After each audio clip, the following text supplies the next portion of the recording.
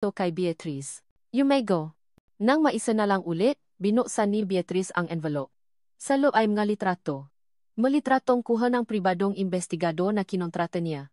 Ang unang mga litrato ay malalabo, kuha mula sa malayo.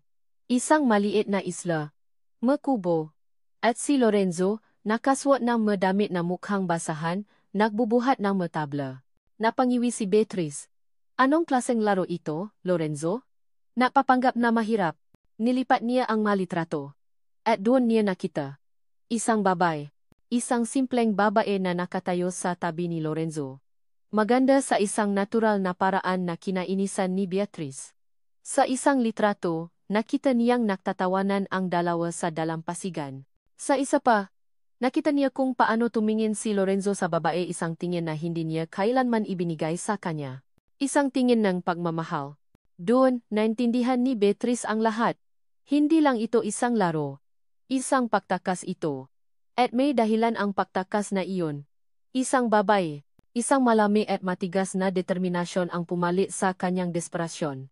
Ang babaeng ito, itong taga-isla na ito, ay hindi lang isang karibal sa paibig. Isa siyang hadlang. Isang hadlang sa kanyang kaligtasan, sa kaligtasan ng kanyang pamilya. At kailangan itong matanggal. Alam niyang hindi niya kayang pilitin si Lorenzo na bumalik.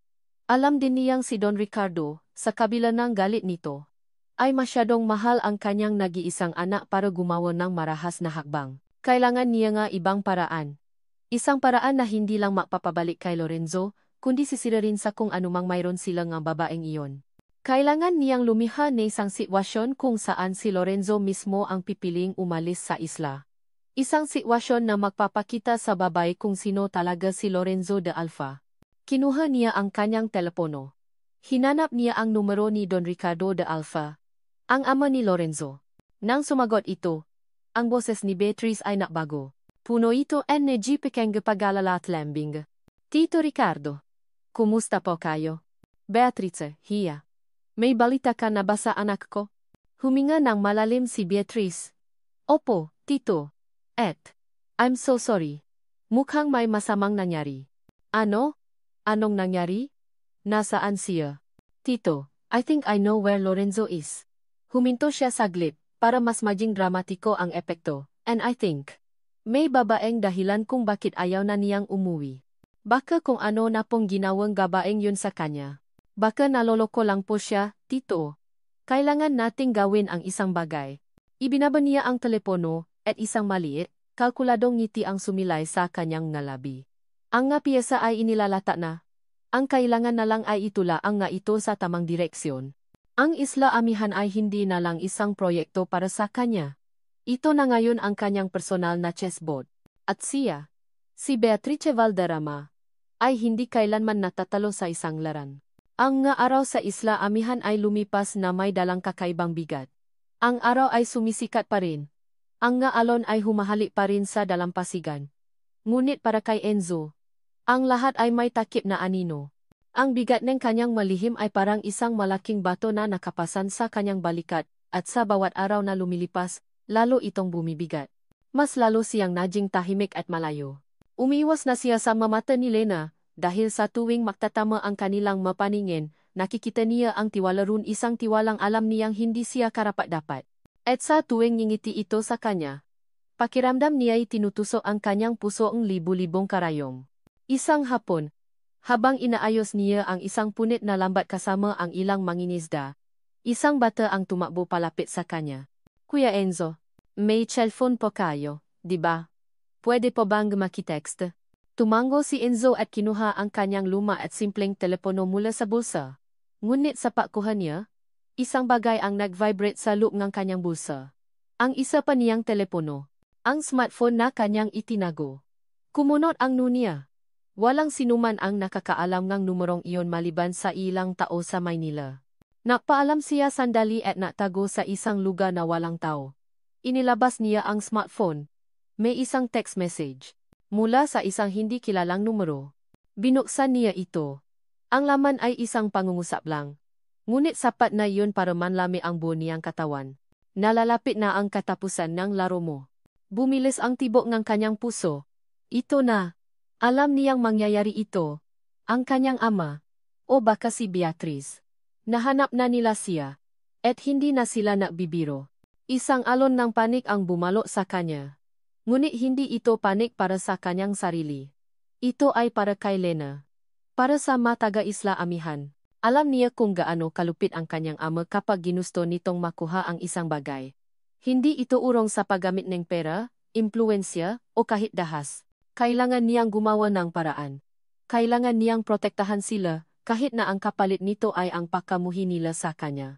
Kinagabihan, sa isa na namang pulong ngangga residente, naglakas loob siyang maksalita. Kapitan. Lena. Lahat po kayo, simula niya, ang boses ay nanginginig ng bahagya. Pinaisipan ko pong mabuti. Baka dapat nating isaalang-alang ang alok nila. Natahimik ang lahat. Lahat ng mga mata ay napunta sa kanya, puno ng pagkagulat at hindi paniniwala.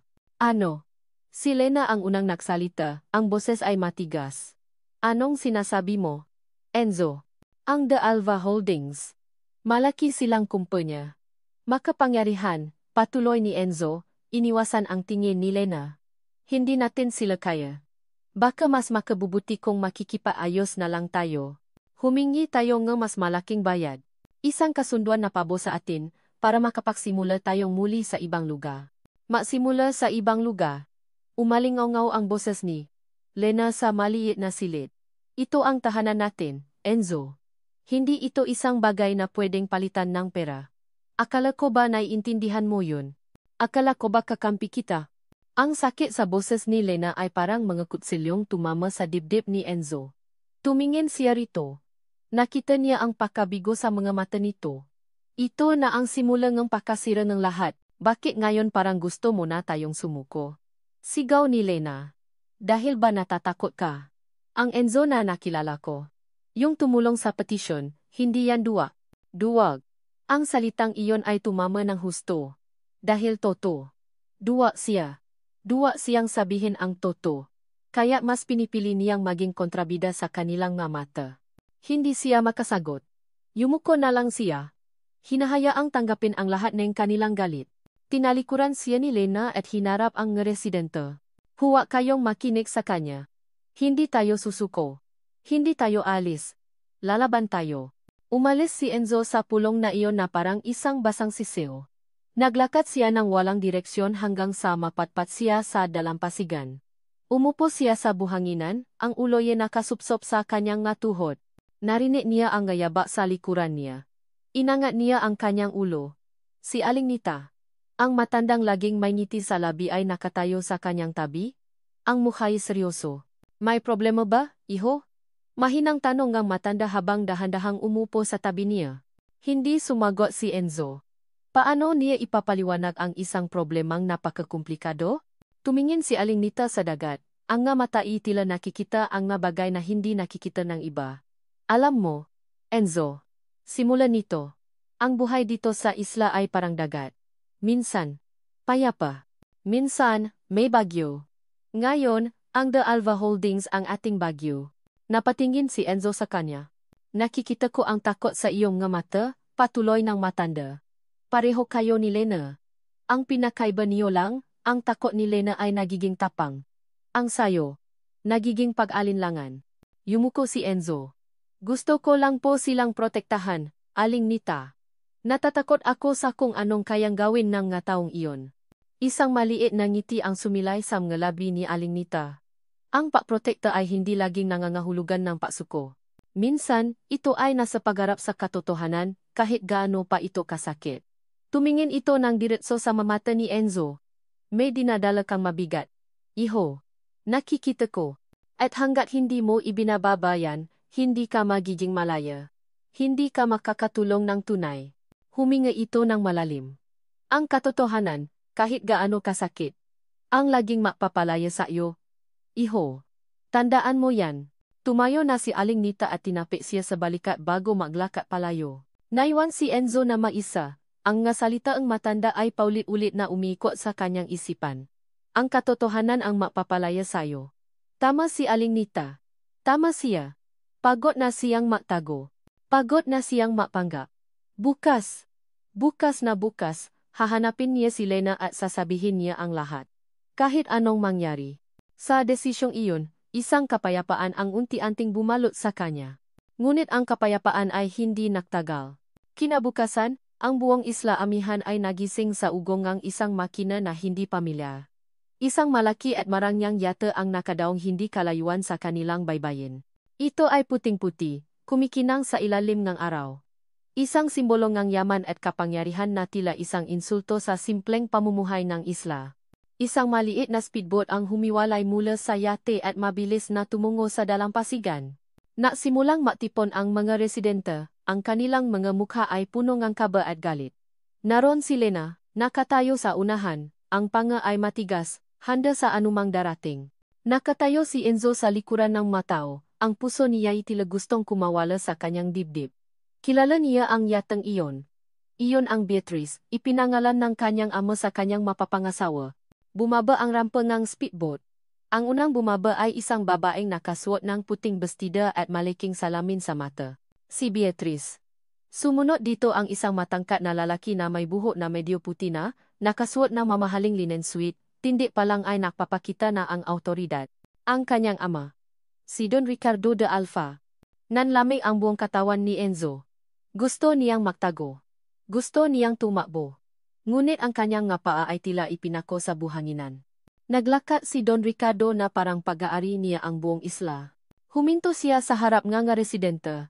Ang nga matay sinusuri ang bawat isa na para bang nga insekto lamang. Ang tingin niya ay huminto kay Lena, na siyang pinakamatapang na nakatitig sa kanya. Ngunit hindi si Lena ang kanyang hinahanap. Iginagala niya ang kanyang mga mata sa mga taong nakukumpulan. At pagkatapos, sa kabila ng pagtatago ni Enzo sa likuran, natama ang kanilang mga mata. Isang malamig na ngiti ang sumilay sa mga labi ni Don Ricardo. Itinaas niya ang kanyang kamay. Itinuro si Enzo. At sa isang boses na malakas at malinaw para marinig ang lahat, sumigaw siya. Lorenzo. Natahimik ang buong paligid. Ang tanging maririnig ay ang hangin at ang mga alon. Dahan-dahan. Ang lahat ng mga residente ay lumingon. Ang kanilang nga mata, na kanina'y nasa kay Don Ricardo, ay ngayon ay nasa kanya na. Kasama na roon ang nga mata ni Lena. Puno ngang pakalito. Puno ngang hindi paniniwala. Lorenzo, ang pangalang iyon ay umalingaw-ngaw sa buong dalampasigan, isang salitang bumasa sa normal na takbo ang isla amihan. Ang lahat ng ingay ay tila hinigop ngang buhangin. Bawat residente ay napalingon, ang kanilang mamukha ay isang pinahalong pakalito at pagtataka. Ang kanilang mga mata ay sabay-sabay na napunta sa lalaking kilala nila bilang si Enzo, na ngayon ay nakatayong naninigas sa likuran, tila isang estatwang gawa sa asin. Ngunit walang matang mas matalim at mas masakit kaysa sa mga mata ni Lena. Napatingin siya mula kay Don Ricardo, pagkatapos ay kay Enzo. Pabalik-balik. Ang pangalang Lorenzo ay pamilyar. Ito ang pangalan sa credit card. Lorenzo de Alva. Ngunit imposibleng. Nakita niya ang pamumutla sa mukha ni Enzo. Nakita niya ang takot na hindi na nito kayang ikubli. At sa isang iglap, ang lahat ng piraso ng palaisipan ay nakabit-kabit sa kanyang isipan. Ang kaalaman nito sa batas. Ang mamamahaling salita. Ang kakaibang lungkot sa mga mata nito. Ang papipilit nitong sumuko na lang sila. Lahat. Nagsimulang maglakat si Don Ricardo palapit kay Enzo. Ang mamahalin nitong sapatos ay lumulubok sa buhanginan. Bawat hakbang niya ay may bigat ng isang hari. Huminto siya sa harap ng kanyang anak. Anak, sabi ni Don Ricardo, ang boses ay may halong pagkadismaya at pang-insulto. Anong ginagawa mo dito na nakadamit pulubi? Halika na, umuwi na tayo. Anak. Ang salitang iyon ay isang bombang sumabog sa gitna ng katahimikan. Isang kolektibong singhap ang narinig mula sa mga residente. Ang lalaking tumulong sa kanila, ang lalaking naging bahagi ng kanilang komunidad, ang lalaking kilala nilang si Enzo, ay anak ng kanilang kaaway. Napaurong sila ng isang hakbang, ang kanyang makamay ay naikuyom sa kanyang tagiliran. Ang pahinga niya ay tila bumara sa kanyang lalamunan. Tumingin siya kay Enzo, naghahanap ng isang pagtanggi, isang pag-iling, kahit anong senyales na hindi ito totoo. Ngunit ang nakita lang niya ay isang mukhang puno ng pagsisisi at pagkatalo. Anong sinasabi niya? Hirap na tanong ni Lena. Ang boses niya ay basak.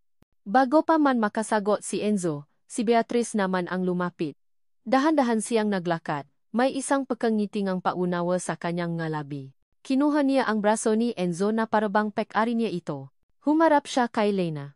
"He's my fiancé," sabi niya. Ang boses ay malambing ngunit may nakatagong lesson. "Pasensya na sa gulo, miss. He was just having a little adventure." Fiancé. Isa na namang dago. Mas malakas kaysa sa nauna. Tiningnan ni Lena ang kamay ni Beatrice na nakakapit sa braso ni Enzo. Ang parehong braso na humawa sa kanyang kamay sa ilalim ng liwanag ng buwan. Isang alon ng pakahilo ang bumalot sa kanya. Pakiramdam niya ay guguho ang lupa sa kanyang paanan. "Hindi." Bulong niya sa sarili. "Hindi totoo yan." Tumingin siya kay Enzo, ang mga mata'y nagmamakaawa. "Enzo, magsalita ka." Bumuka ang bibig ni Enzo. "Lena, ay." Ngunit walang salitang lumabas. Anong sasabihin niya? Paano niya ipapaliwanag ang isang kasinungalingang ganito kalaki? Nakita ni Beatrice ang paalinlangan ni Enzo. Nakita niya ang sakit sa mga mata ni Lena. At tulad ng isang mangangaso na nakakita ng pagkakataon, ibinigay niya ang huling, nakamamatay na suntok. Tumingin siya kay Lena na may pagkangawa. "Actually, dapat nga kaming magpasalamat sa'yo," sabi niya. Sinisiguradong malakas ang kanyang boses para marinig ng lahat. "Kung hindi dahil sa report na ginawa ni Enzo tungkol sa isla na to last year, hindi namin malalaman kung gaano ito kaganda." Iyon na. Iyon na ang huling pako sa kabaong. Kung ang pagiging anak ni Don Ricardo ay isang pagtataksil, at ang pagiging fiancé ni Beatrice ay isang panloloko, ang katotohanang siya mismo ang nagdala ng panganib sa kanilang isla. Iyon ay isang kasalanang walang kapatawaran. Siya ang nagsimula ng lahat. Ang gabing hindi makatulo si Lena sa paaalala. Ang takot sa mamatay nga residente. Ang banta sa kinabukasan ng kanilang nga anak. Lahat ay nagsimula sa isang report. Sa report na ginawa ngang lalaking pinapasok niya hindi lang sa kanyang komunidad, kundi pati na rin sa kanyang puso. Ang pakalito sa mukha ni Lena ay dahan-dahang naglaho. Napalitan ito ngang isang bagay na mas masahol pa sa galit. Isang malami at malalim na sakit. Ang klase ng sakit na nararamdaman mo kapag ang isang taong pinakatiwalaan mo ng buo ay sinaksak ka ng paulit-ulit sa iyong likuran. Dahan-dahan siyang umiling, isang tuyong tawa ang kumawala sa kanyang mga labi. Isang tawang puno ng pait. Tumingin siya kay Enzo. At sa pagkakataong ito, wala nang bakas ng pagmamahal o tiwala sa kanyang nga mata. Puro sakit. Puro pagkasuklam. Ang tawa ni Lena ay tumigil, ngunit ang pait ay nanatili sa kanyang mukha. Tumingin siya kay Enzo, at ang bawat salitang lumabas sa kanyang bibig ay parang magabubok ng salamin, matalas at nakakasugat. "Kaya pala," sabi niya. Ang boses ay nangingini sa pinipigilang emosyon. "Kaya pala alam mo ang lahat. Ang nga batas. Ang nga plano. Hindi ka pala tumutulong. Nakmamanman ka." "Hindi, Lena." Bulong ni Enzo, sinusubukang lumapit, ngunit napaurong siya nang makita ang tingin sa mga mata nito. "Huwag kang lalapit sa akin," sigaw ni Lena, at sa pagkakataong ito, ang luha na kanina pa niya pinipigilan ay nagsimula ng bumaksak sa kanyang pisngi. "Huwag mo nang babanggitin ang pangalan ko." Tumingin siya sa paligid. Sa mamuhanga niyang nga kababayan na ngayon ay nakatingin kay Enzo ng may halong galit at pandidiri. Tumingin siya sa dagat na ipinaglalaban niya. Lahat ay parang isang masamang biro. "Lahat," sabi niya. Ang boses ay basa na. "Lahat ba kasinungalingan?" Ang tanong ay hindi lang para kay Enzo. Ito ay para sa kanyang sarili. Ang ngiti ba? Ang pausap sa ilalim ng buwan. Ang pakiramdam nga seguridad kapag kasama niya ito. Lahat ba ay isang malaking dula? Hindi na niya kayang tingnan si Enzo. Ang makita ang mukha nito ay parang pagtingin sa salamin ng kanyang sariling katangahan. "Lena, makinig ka, please." Pagmamakawa ni Enzo, ang boses niya ay desperado na. "Magpapaliwanag ako." Ay tinulak siya ni Lena ng malakas. "Paliwanag? Anong paliwanag ang magpapabago sa katotohanang niloko mo kaming lahat? Na ikaw mismo ang nagdala ng salot sa aming isla?" Tumalikot siya, hindi na makayanan ang sakit.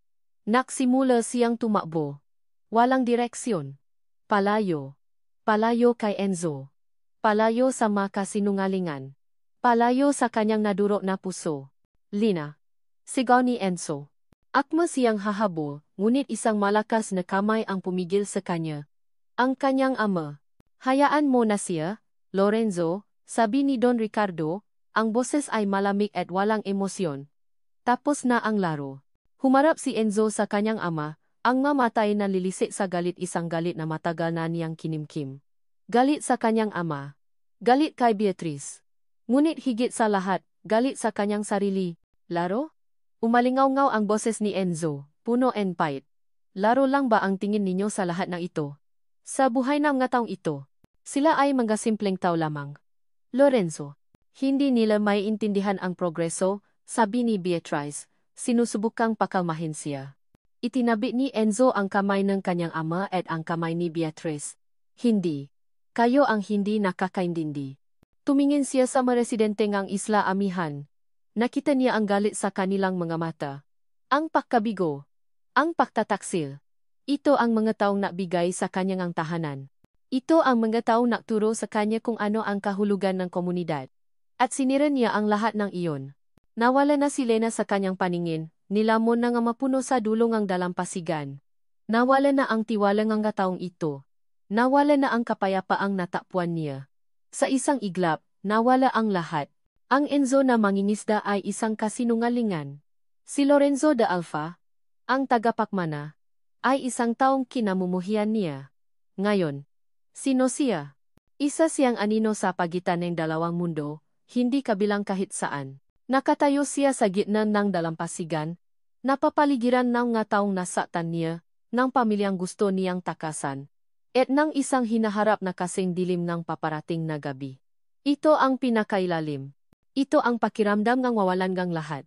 Ngunit sa gitna ng pakawasa, sa gitna ng matinding sakit, isang bagay ang biglang naging malinaw sa kanya. Ang sabi ni Aling Nita, ang katotohanan ang mapapalaya sayo.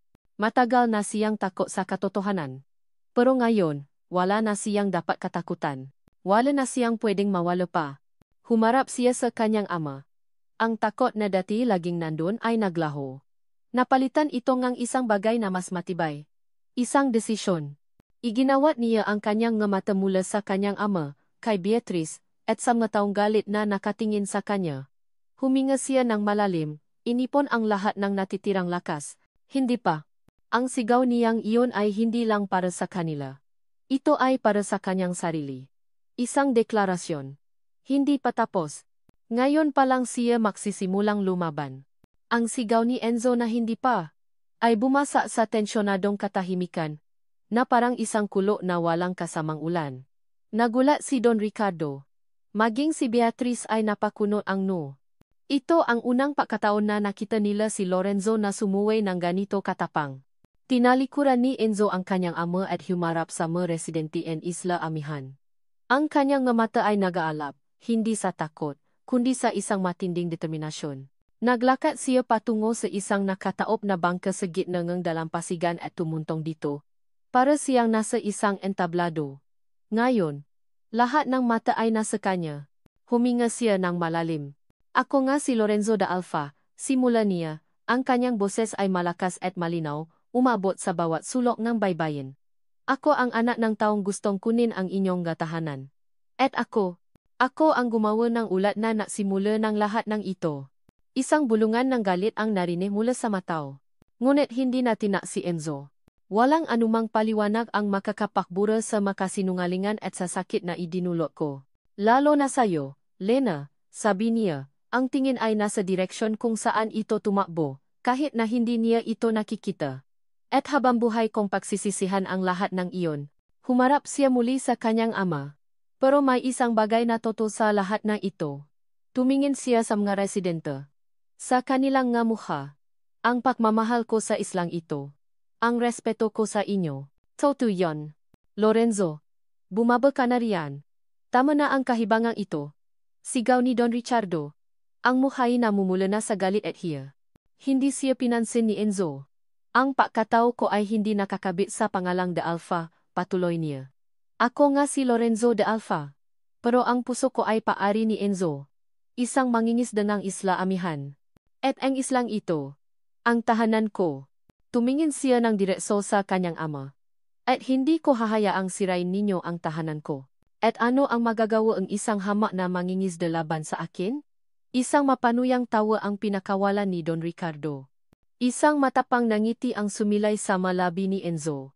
Marami. Dahil ang mangingisdang ito ay dating na trabaho para sa The Alpha Holdings. At alam niya ang lahat ng inyong mga sikreto. Nanlaki ang mga mata ni Don Ricardo. Maging si Beatrice ay natigilan. Humarap si Enzo sa mga residente. Ang proyektong Amihan Grand Coral Resort ay isang malaking panloloko. Deklara niya. Itinago nila sa kanilang Environmental Impact Assessment na may isang malawak na coral reef system sa kanlurang bahagi ng isla. Isang coral reef na tirahan ng libu-libong isda na siyang ikinabubuhay ninyo. Ang pagtatayo ng marina ay direktang sisira dito na isang malinaw na paglaba sa Clean Water Act. Sinungaling. Sigaw ni Beatrice. Talaga? Amon ni Enzo. Kung ganon, bakit ang seismic survey data na isinumita ninyo sa DNA ay minanipula? Ang orihinal na datos, na ako mismo ang nag-encoder, ay nagpapakita ng eksaktong lokasyon ng makoral, at ang kopya ng orihinal na datos na iyon. Naitago ko. Namutla si Beatrice. Nagpatuloy si Enzo. At ang kontratang inaalok nila sa inyo. Ang sinasabing relocation package. Basahin ninyo ang fine print. Nakasaad doon na kapalit ng maliit na halaga. Isusuko ninyo hindi lang ang inyong malupa, kundi pati na ang inyong ancestral and fishing rights magpakailanman. Isang panlilinlang para legal na maagaw sa inyo ang karapatang mangisda sa sarili ninyong karagatan. Sa bawat revelasyon ni Enzo, ang galit sa mukha nga residente ay unti-anting napapalitan ng pakaunawa, at pagkatapos ay ng panibagong galit, isang galit na ngayon ay nakatutok na hindi kay Enzo, kundi kay Don Ricardo at Beatrice. Nagsimulang mabulungan ang matao, ang kanilang mga boses ay nakakaisa sa galit. Mga manloloko, magnanaka, umalis kayo sa aming isla.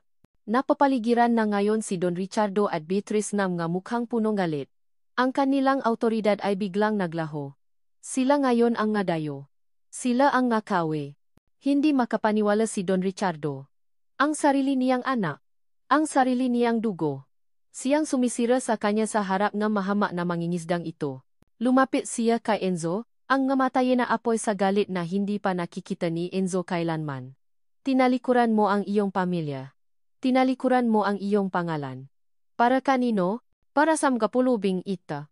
Tinalikuran ko ang kasakiman ninyo, mariying sagot ni Enzo. Pinali ko ang tama. Isang matalim na sampal ang dumapo sa pisngi ni Enzo. Umalingaw-ngaw ang tunog nito sa buong dalampasigan. Ngunit hindi kumurap si Enzo. Tinitigan niya lang pabalik ang kanyang ama, ang ngamatai matata. Wala kang kwentang anak, sabi ni Don Ricardo, ang boses ay nangingini sa galit, itinuro niya si Enzo. Simula ngayon, wala na akong anak na nangangalang Lorenzo. Manigas ka rito sa iyong kahirapan. Tinalikuran niya si Enzo at naglakad pabalik sa speedboat, hila-hila si Beatrice na tulala pa rin. Ang kanilang pag-alis ay hindi na engrande. Ito ay isang pagtakas. Habang papalayo ang speedboat, naiwan si Enzo na nakatayo sa ibabaw gangka. Napanalo niya ang laban para sa isla. Ngunit ang presyo ay napakalaki.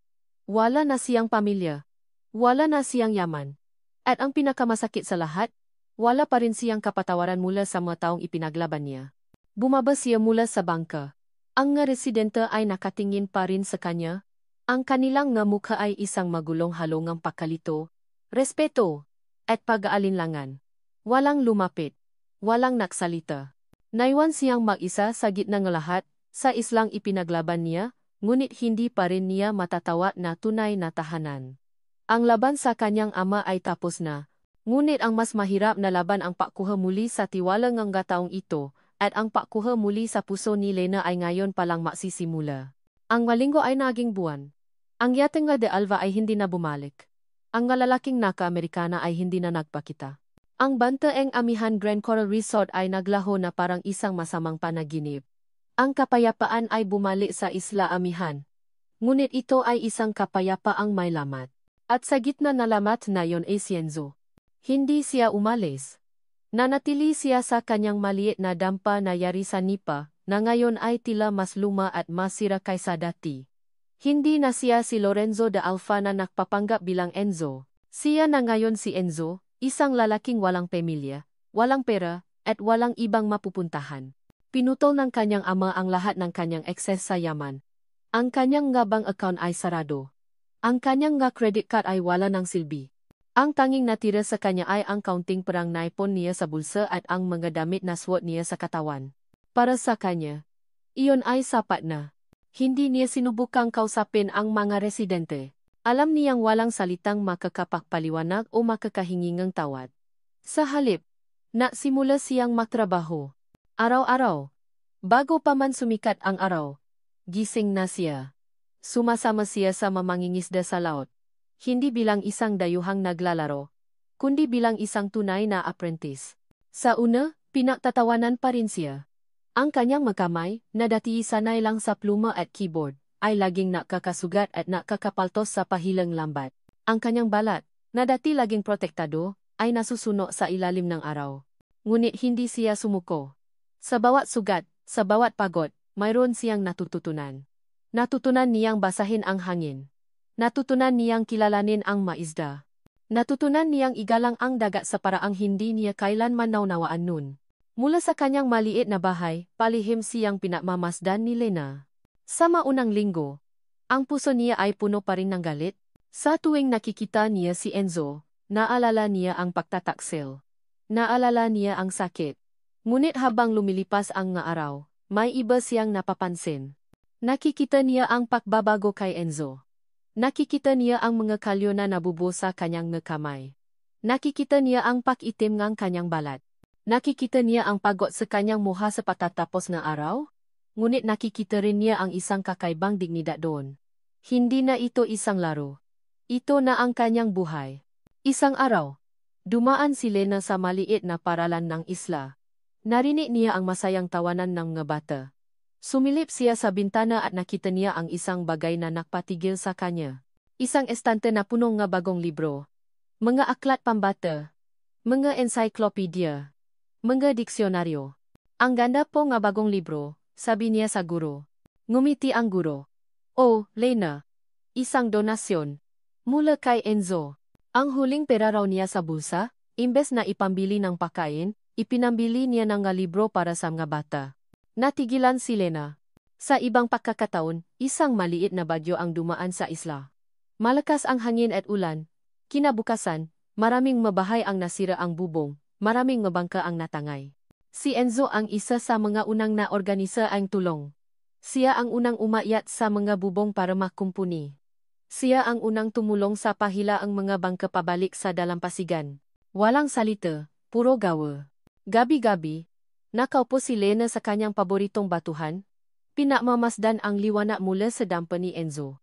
Ang kanyang puso ay isang magulong larangan ng digmaan. Ang galit ay naroon pa rin. Ngunit ito'y unti-unti nang natatabunan ng isang bagong emosyon, isang pakalito, isang pagtataka, at isang bagay na hindi niya gustong aminin, pahanga. Posible bang magbago ang isang tao ng ganito? Ang lahat bang ang ito ay isa pa ring palabas? Isang gabi, habang nag-iisip siya, nilapitan siya ni Mang Kadyo, ang matandang mangingisda na pinakamalapit na kaibigan ng kanyang ama. Umupo ito sa tabi niya, ang tingin ay nasa dagat. Alam mo, Lena, sabi nito, ang ama mo. Noong una siyang pumalaot, wala rin siyang alam. Lampa. Laging walang huli. Pinagtatawanan siya. Pero hindi siya sumuko. Araw-araw, bumabalik siya sa dagat. Araw-araw, natututo siya. Hanggang sa siya na ang naging pinakamahusay sa ating lahat. Tumingin ito kay Lena. May nakikita akong kaparehong determinasyon sa batang iyon. Itinuro nito ang dampa ni Enzo. Hindi umimik si Lena. Alam ko, nasaktan ka niya. Nasaktan niya tayong lahat, patuloy ni Mang Kadyo. Ngunit ang pagpapatawad ay hindi para sa taong nakasala sayo. Ito ay para sa sarili mo. Para makalaya ka sa bigat ng galit. Huminga ito ng malalim. Lena, kung galit ang laging pairalin mo, baka habang buhay kang mag-isa. Minsan, kailangan din nating tingnan ang gawa, hindi lang ang pagkakamali.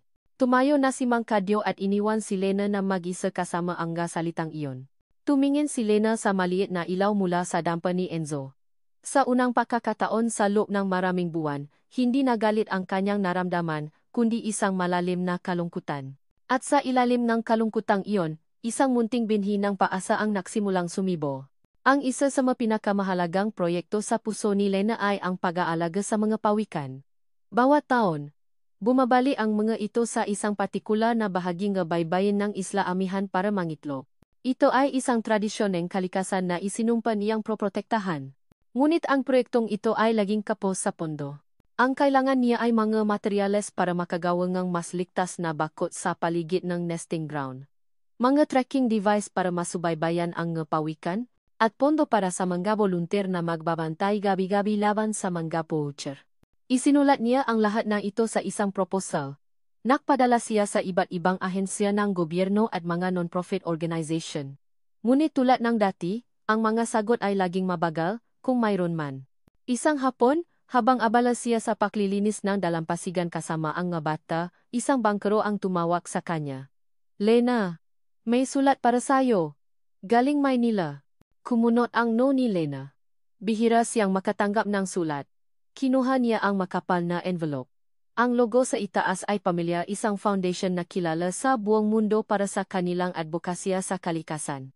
Isa ito sa mapinadahan niya ng proposal, ngunit hindi na siya umasa ng sagot. Nangingini ang makamay.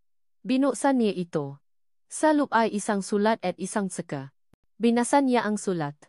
We are pleased to inform you that your project proposal, Isla Amihan Sea Turtle Conservation Program, has been approved for a full grant. Our board was deeply impressed by the thoroughness of your research and the passion evident in your proposal. Napatakip si Lena sa kanyang bibi. Ang ngaluhang kagalakan ay biglang bumuhos mula sa kanyang mata. Sa ilalim ng sulat, nakita niya ang halaga sa tsaka. Ito ay higit pa sa kanyang hiniling. Sapat na ito para pondohan ang kanyang proyekto sa loob ng 5 taon. Nagtatalon siya sa tuwa. Niyakap niya ang mabatang nakapaligid sa kanya. Ito ay isang milagro. Ngunit nang humupa ang kanyang kagalakan, isang tanong ang pumasok sa kanyang isip. Thoroughness of your research. Passion evident in your proposal. Alam niyang maganda ang kanyang proposal. Ngunit hindi ito perpekto. At paano nalaman ng isang international foundation ang tungkol sa isang maliit na proyekto sa isang liblib na isla? May isang bagay na hindi tama. Kinagabihan, hindi siya mapakali. Kinuha niya ang kanyang telepono at tinawagan ang numero ng foundation na nasa sulat. Nakpakilala siya at nakpasalamat. We're a bit surprised ourselves, Miss Robles. Sabi ing babay sa kabilang linya. Ang bilis ang approval. Usually, it takes months. But your legal counsel was very persistent. Legal counsel? Naguguluhang tanong ni Lena. Wala po akong abogado. Natahimik saglit ang babay sa kabilang linya. Oh, that's strange. The application was endorsed and followed up by Ati.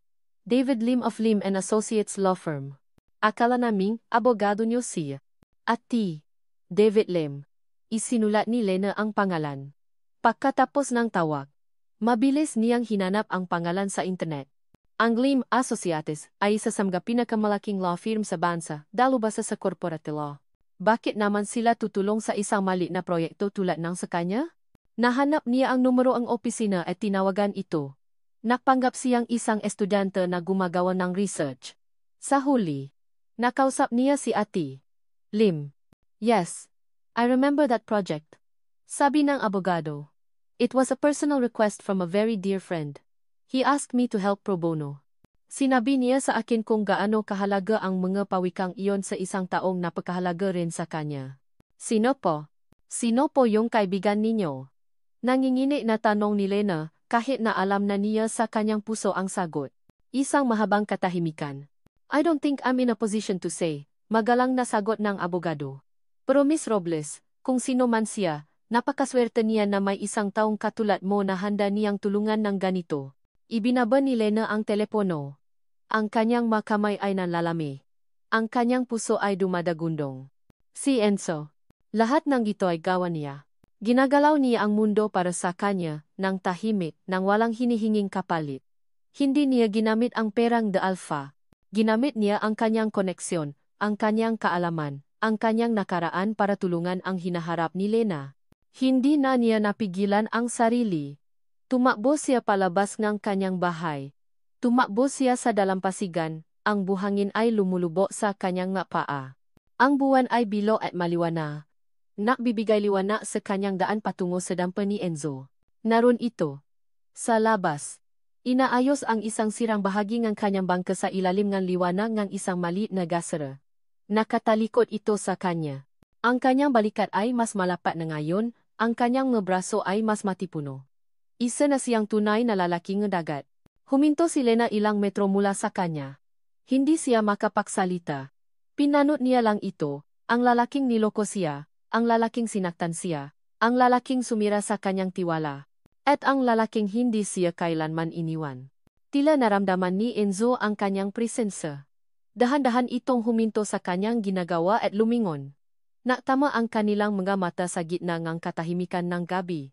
Ang mukha ni Enzo ay napakita ng pagkagulat, pag-alinlangan, at isang matagal ng itinatagong pag-asa. Walang naksalita. Ang maalon lang ang tanging musika sa pagitan nila. Si Lena ang unang bumasa sa katahimikan. Ang boses niya ay mahina. Halos isang bulong. Ngunit malinaw sa pandinig ni Enzo. Isang tanong lang ang kanyang binitawan, isang tanong na naglalaman ng lahat ng sakit, lahat ng pagdududa, at lahat ng pasasalamat na kanyang nararamdaman. Bakit? Ang tanong ni Lena na bakit ay nanatiling nakabitin sa hangin sa pagitan nila. Kasing bigat ng lahat ng hindi nila napausapan sa loob ng maraming buwan.